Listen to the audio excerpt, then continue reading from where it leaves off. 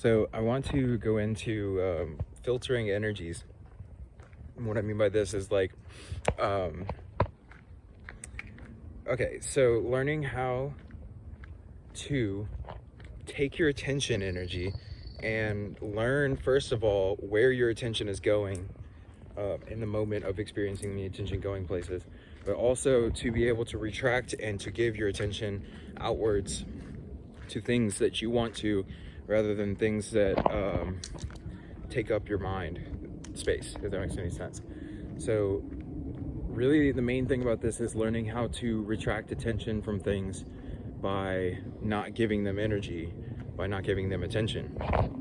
So what the practice is to use the feeling center of the heart in order to be able to discern and place what energies you're experiencing and where they're coming from around you. And what else you're also going to be able to do with that is to be able to basically, what happens is you can start to see like where all of the energies that you're experiencing are coming from, and then from there you can start to accept or deny energies from different places. And the way that you do that is by constantly going back inward and asking yourself, like, how does this feel? How does this thought pattern feel? It's all about getting into the feelings, learning how to feel. But you keep going back into the self over and over again, asking yourself, like, how does this feel? How does this feel? And eventually you'll get to a point where you realize that some specific thought patterns and different kinds of things, when they come through, they don't feel very good to you. And then once you start to feel that discomfort or that not good feeling inside of yourself, you recognize that that is a pointer to actually what needs to be released or let go of in that moment in order to be able to feel good again. So the mind will try to convince a person to perpetuate and play storylines out in their mind over and over again until they come to some sort of conclusion about the thing that they're in conflict with in their mind. That is a perpetual trap, and that will just cause more suffering. So what needs to be done is the attention needs to be retracted from that thing, and then the attention needs to be placed onto something else that brings positive energy.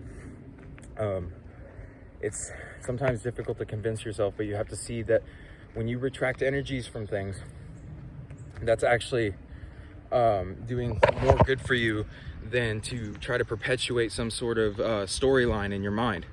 And what I mean by this is that when you say these stories in your mind, then first of all, recognize that those stories are fantasy. They're all illusion. They're not real in the first place. They're just little stories that you're playing in your mind over and over again. And then the emotions that you experience inside of those are all created or manufactured inside of that illusion in the mind. So there's literally no point in going into that, because it's all illusion anyways. So where the attention really needs to lie is here in this kind of experience, in order to experience the experience. Otherwise you're just experiencing perpetual stories that you play in your mind over and over again, which most likely involve a lot of suffering and a lot of turmoil and pain and hardship and tension and other things like that.